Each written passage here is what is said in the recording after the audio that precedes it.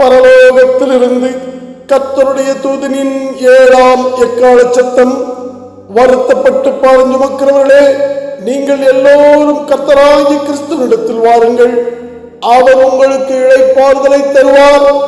ஆம், சாந்தமும் மனத்தாழ்மையுமாய் கிருபையின் ரூபத்தில் இறங்கி வந்த மகிமையின் பிதாவின் பாரத்தை நீங்கள் சுமந்து கொண்டு பின்பு பிதாவின் காணக்கூடிய ரூபமாகிய மகிமையின் கர்த்தராகிய கிறிஸ்துவினிடத்தில் அவருடைய இரத்தத்தினால் உண்டான புதிய உடன்படிக்கையை கற்றுக்கொள்ளுங்கள். அப்பொழுது உங்கள் ஆத்துமாக்களுக்கு இளைப்பாறுதல் கிடைக்கும். ஆம், கர்த்தருடைய சித்தத்தின்படி விசுவாசத்தின் பரிபூரணத்தால் நீங்களும் கர்த்தருடைய சித்தத்தை கேட்கும் திராணியுடையவர்களாக அவரால் மறுரூபமாக்கப்படும் வரை மகிமையின் கர்த்தரிடத்தில் கற்ற அப்போஸ்தலராகிய எங்களால் உங்களுக்கு அறிவிக்கப்படும் அப்போஸ்தல நித்திய சுவிசேஷத்தை விட்டு விலகாதபடிக்கு அவர்களை மிகுந்த ஜாக்கிரதையாக கவனிக்க வேண்டும். ஏனெனில் மகிமையின் கிறிஸ்துவனுடைய விசுவாசிகளின் பார்வையில் அப்போஸ்தலர்களும் கர்த்தருடைய பார்வையில் தேவ தூதர்களுமான எங்கள் மூலமாய் உங்களுக்கு சொல்லப்பட்ட வசனத்துக்கு விரோதமான எந்த செய்கைக்கும் கீழ்ப்படியாமைக்கும் நீதியான தண்டனை வரத்தக்கதாக அப்போஸ்தல நித்திய சுவிசேஷ வசனம் உறுதிப்படுத்தப்பட்டிருக்கிறது என்று கர்த்தராகிய பரிசுத்த ஆவியானவர் எபிரேயர் 2ஆம் அதிகாரம் 1 முதல் 3 வசனங்களில் முன்னறிவித்து உங்களை எச்சரித்திருக்கின்றார். உணர்ந்து கொள்ளுங்கள். ஆண்டவரும் சர்வவல்லமையுள்ள நம்முடைய பிதாவுமாகிய கிறிஸ்து இயேசுவினால் அழைக்கப்பட்டவர்கள் மகிமையின் கிறிஸ்துவுக்குள் பரிபூரணத்தை அடையும்படி கர்த்தராகிய கிறிஸ்துவினால் அழைக்கப்பட்ட உங்களை கிறிஸ்துவுக்குள் விசுவாசத்திற்கு கீழ்ப்படிய பண்ணும்படியாக சர்வவல்லமையுள்ள கர்த்தராகிய கிறிஸ்து இயேசுவின் நாமத்தினாலே நீங்கள் ஆதி அப்போஸ்தல உபதேசமாகிய மகிமையின் கிறிஸ்துவின் சித்தத்தை கேட்கும்படியாக உன்னதத்திலிருந்து அனுப்பப்பட்டு கர்த்தராகிய கிறிஸ்துவனிடத்தில் கிருபையும் அப்போஸ்தல ஊழியத்தையும் பெற்றுக்கொண்ட அப்போஸ்தலனாகிய பவுல் சர்வவல்லமையுள்ள கர்த்தராகிய கிறிஸ்துவோடு கூட ஒப்புரவாகும்படி உங்களை அழைக்கின்றேன். நான் கர்த்தராகிய கிறிஸ்துவை பின்பற்றுகிறது போல நீங்கள் என்னை பின்பற்றுகிறவர்களாயிருங்கள். ஆமென். நீங்களும் என்னை போலவே வார்த்தையும் சர்வவல்லமையுள்ள மகிமையின் கர்த்தருமாகிய கிறிஸ்துவுக்கு செவி கொடுத்து விசுவாசத்தால் கர்த்தராகிய கிறிஸ்துவுக்கு கீழ்ப்படியுங்கள்.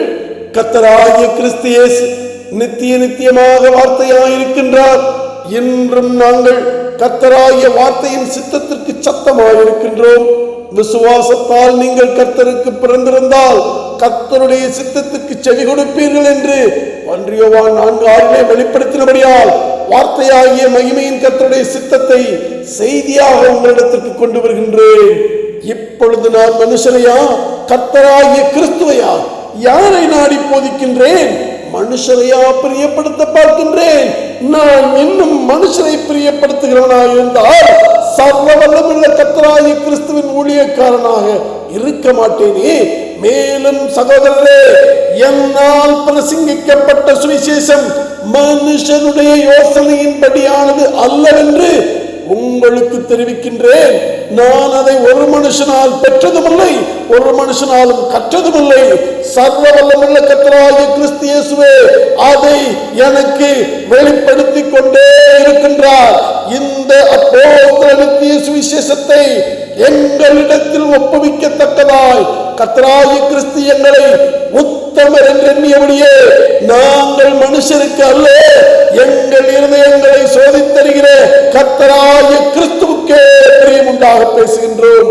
வேத வார்த்தையை சாட்சியாக கொண்டு இப்பொழுதும் மகிமையின் கர்த்தரின் இரத்தத்தினால் உண்டான புதிய உடன்படிக்கையாகிய விசுவாச பிரமாணமும் சுயாதீன பிரமாணமும் நித்திய பிரமாணமும் நித்திய ஜீவ பிரமாணமுமான பூரண பிரமாணத்தில் மகிமையின் பிதாவை தேடி விசாரிக்கின்றவர்களுக்கு கர்த்தராகிய கிறிஸ்துவின் மகிமையை வெளிப்படுத்தி கிறிஸ்துவுக்குள் திறந்த வாசலை நோக்கி அழைக்கின்றோம்.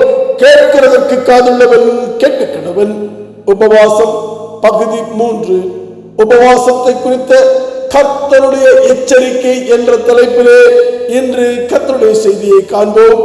சகலரும் மகிமையின் கர்த்தரால் மீட்டு ரட்சிக்கப்பட்டு மகிமையில் பிரவேசிக்க கர்த்தராகிய மகிமையின் பிதா தன்னுடைய இரத்தத்தினால் உண்டான விசுவாச பிரமாணத்தை மகிமையின் கிறிஸ்து என்ற தன்னுடைய காணக்கூடிய ரூபமான கிருபையினால் நமக்கு தந்தருளி அப்போஸ்தலர் நடவடிக்கைகள் 4ஆம் அதிகாரம் 12ஆம் வசனத்தின்படி அவராலே அன்றி வேறொருவராலும் ரட்சிப்பு இல்லை, வேத வாக்கியங்களின்படி விசுவாசிக்கின்றவர்கள் ரட்சிக்கப்படும்படிக்கு வானத்தின் கீழெங்கும் மனுஷர்களுக்குள்ளே கர்த்தராகிய கிறிஸ்து இயேசு என்ற நாமமே அல்லாமல் வேறொரு நாமம் கட்டளையிடப்படவில்லை என்று தீர்க்கமாக வெளிப்படுத்தி அறிவித்து அதை பிரதானமாக நிலைநிறுத்திய பின்பும் எபிரேயர் 4ஆம் அதிகாரம் 1 முதல் 3 வசனங்களில் அறிவிக்கப்பட்டபடி விசுவாசத்தால் கர்த்தராகிய கிறிஸ்துவுக்கு கீழ்ப்படிந்து பூமியில் உயிரோடு இருக்கும் பொழுதே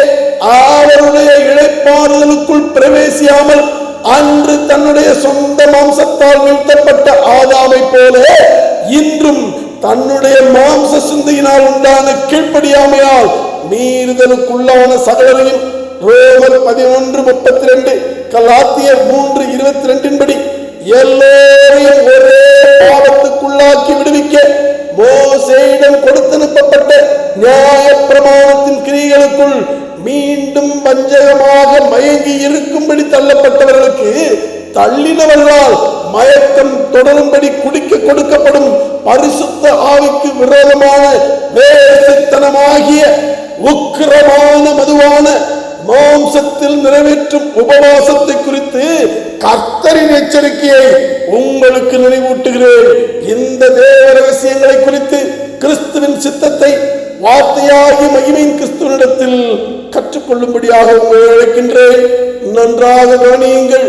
மாம்சத்தில் நிறைவேற்றுகின்ற பட்டினி உபவாசத்தை குறித்து நீங்கள் உணர்ந்து கொள்ளும்படியாக சர்வ வல்லமையுள்ள கர்த்தராகிய கிறிஸ்துவனிடத்தில் விசாரிக்கும்படி யோவான் ஸ்நானகனுடைய சீஷர்களும் பரிசேயரும் வந்து நாங்களும் பரிசேயரும் அநேகம் தரம் உபவாசிக்கின்றோமே, உம்முடைய சீஷர் உபவாசியாமல் இருக்கிறது என்னவென்று கர்த்தராகிய கிறிஸ்துவனிடத்தில் கேட்டார்கள். அதற்கு சர்வ வல்லமையுள்ள கர்த்தராகிய கிறிஸ்து அவர்களுக்கும் உங்களுக்கும் பிரதியுத்தரமாக, மணவாளனாகிய நான் பரிசுத்த ஆவியாக அவர்களுக்குள்ளே வாசமாக இருக்கும் பொழுது அவர்கள் மாம்சத்திலும் துயரப்பட நான் விடவே மாட்டேன் என்று அறிவித்தார். பலவிதமான உபதேசங்களினால் உண்டாகும் மாம்ச சிந்தையினால் விசுவாசத்தை இழந்து தனி மனித உபதேசத்தை பற்றி கொண்டதால், தனி மனிதர்களை பற்றி கொண்டதால், கோட்பாடுகளை பற்றி கொண்டதால், சபை பிரிவுகளை பற்றி கொண்டதால், கட்டிட ஆலயத்தை பற்றி கொண்டதால் பரிசுத்த ஆவியாகி என்னை இழந்து போகின்ற எவனும் என்னை இழந்து போனதின் அடையாளமாக உங்களை போலவே மாம்சத்தில் உபவாசம் இருப்பார்கள் என்று நேரடியாக உபதேசித்தார். மேலும் இதை உறுதிப்படுத்த விசுவாசத்தினால் உண்டாகும் தேவநீதிக்குள் உங்களை வழிநடத்தும் புதிய உடன்படிக்கை என்ற புதிய வஸ்திரமாகிய கோடித்துண்டை மாம்ச உபவாசம் என்ற பழைய வஸ்திரத்தோடு கிறிஸ்துவினுடையவன் எவனும் இணைக்க மாட்டான்.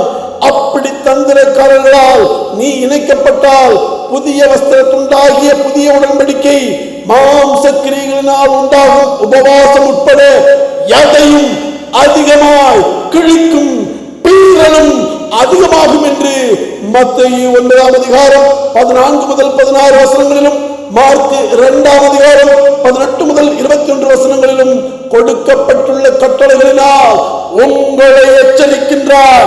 மாம்ச உபவாசத்தால் உங்களுக்குள் பரிசுத்த ஆவியானவர் வாசமாய் இருக்கவில்லை என்பதை வெளியரங்கமாக அறிவித்து அதனால் சத்துருவை மகிழ்வித்து உங்கள் உழைப்பின் பலனை சுரண்டி பிழைக்கும் சாத்தானின் காணக்கூடிய ரூபங்களாகிய அட்டூழியக்காரர்களிடம் எச்சரிக்கையாயிருங்கள் என்று உங்களை கிறிஸ்துவுக்குள் எச்சரிக்கின்றேன்.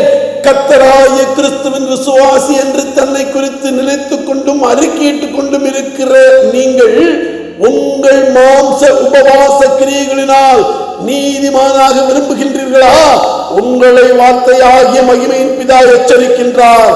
மகிமையின் பிதாவின் தயவும் அன்புமாகிய கிருபையினாலே உங்கள் இருதயம் மகிமையின் கிறிஸ்துவுக்குள் சிறப்படுகிறது நல்லது. அதை விட்டுவிட்டு போஜன பதார்த்தங்களினால் முயற்சி செய்கிறவர்கள் பலனடையவில்லை என்பதை மீண்டும் உங்களுக்கு நினைவூட்டி உங்களை அந்நிய போதனைகளால் அலைக்கொண்டு திரியாதீர்கள் என்று எபிரேயர் 13:9 எச்சரித்து கர்த்தராகிய கிறிஸ்துவுக்குள் அழைக்கின்றோம்.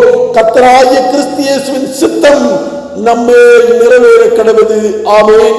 முற்காலத்தில் நீங்கள் அந்தகாரமாயிருந்தீர்கள், இப்பொழுதோ கர்த்தருக்குள் வெளிச்சமாயிருக்கிறீர்கள். வெளிச்சத்தின் பிள்ளைகளாக நடந்து கொள்ளுங்கள். இந்த எபேசியர் 5:8 எச்சரிப்பை உணர்ந்து நம்முடைய தேவனுக்கேற்ற கிரியைகளாகிய அப்போஸ்தல நித்திய சுவிசேஷத்தை மகிமையின் கர்த்தராகிய கிறிஸ்துவுக்கென்று அவருடைய சித்தத்தின்படி மாத்திரம் நிறைவேற்றுவோம். அழைக்கப்பட்டவர்களுக்கும் தெரிந்து கொள்ளப்பட்டவர்களுக்கும் அனுப்பப்பட்டவர்களுக்கும் வஞ்சிக்கப்பட்டவர்களுக்கும் சேர்த்தே இந்த சுவிசேஷம் இப்பொழுது மத்தேயு 5:17-18 கட்டளையில் உள்ள கர்த்தராகிய கிறிஸ்துவின் சித்தத்தின்படி அறிவிக்கப்படுகின்றது. கேட்கிறதற்கு காதுள்ளவன் கேட்க கடவன்.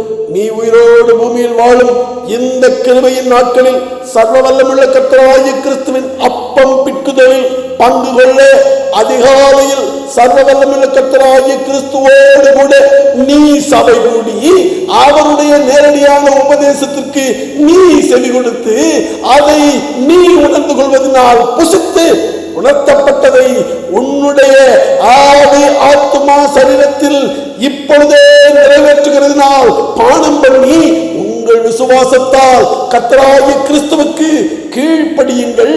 கடைசி வரை அதில் நிலைத்திருங்கள். சர்வ வல்லமையுள்ள கர்த்தராகிய கிறிஸ்துவை அறிகின்ற அறிவில் வளருங்கள். அழைக்கப்பட்டவர்களையும் அப்படியே மகிமையின் பிதாவாகிய கிறிஸ்துவுக்குள் வளரச் செய்யுங்கள். பரிசுத்த தீர்க்கதரிசிகளால் முன் சொல்லப்பட்ட வார்த்தைகளையும் இரட்சகராயிருக்கிற கர்த்தருடைய அப்போஸ்தலராகிய எங்களுடைய கட்டளைகளையும் நீங்கள் நினைவு கூறும்படி இந்த நிறுவனங்களினால் உங்கள் உண்மையான மனதை நினைப்பூட்டி எழுப்புகின்றேன். ஆமென். எங்கள் அப்போஸ்தல நித்திய சுவிசேஷமாகிய இந்த 7ஆம் எக்கால சத்தம் உங்கள் இருதயத்தில் ஜொலிப்பதாக.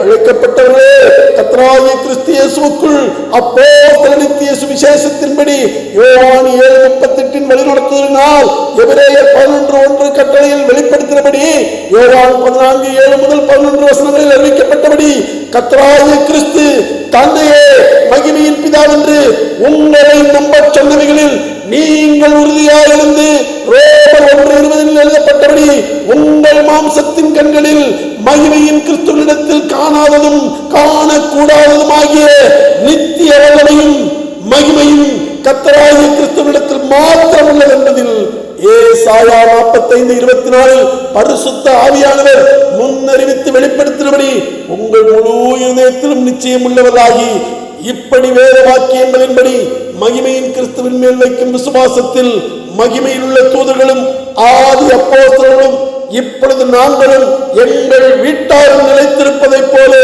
நீங்களும் உங்கள் வீட்டாரும் எங்களோடு கூட மகிமையின் கர்த்தராகிய கிறிஸ்துவுக்குள் இப்படி ஒரே சிந்தையாயிருந்து விசுவாசத்தால் கீழ்ப்படிந்திருக்க அழைக்கப்பட்ட உங்களுக்கு மகிமையின் கர்த்தராகிய கிறிஸ்துவின் நாமத்தினாலே கர்த்தருக்கு முன்பாக அவருக்கென்று ஒளி வீசும் சபையாயிருந்து மீண்டும் கர்த்தரின் முகத்தின் மகிமையின் பேரணியை உங்கள் மேல் அப்போஸ்தல நித்திய சுவிசேஷ வெளிச்சமாக பிரதிபலிக்கின்றேன். எல்லா நாமத்திற்கும் மேலான நாமத்தினுடைய சர்வ வல்லமையுள்ள கர்த்தராகிய கிறிஸ்து இயேசுவினுடைய கிருபையும் அவருடைய மனதுருக்கமும் அவருடைய தயவும் அவருடைய அன்பும் அவருடைய பரிசுத்த ஆவியின் ஐக்கியமும் கர்த்தராகிய இயேசுவை என்றென்றைக்கும் ஸ்தோத்திரிக்கப்பட்ட கர்த்தராகிய கிறிஸ்து என்று விசுவாசிப்பதால் கீழ்ப்படுகின்ற உங்கள் அனைவரோடும் கூட இம்மையிலும் காலத்தை தாண்டி மகிமையிலும் நித்திய நித்தியமாக நிலைத்திருப்பதாக. ஆமென்.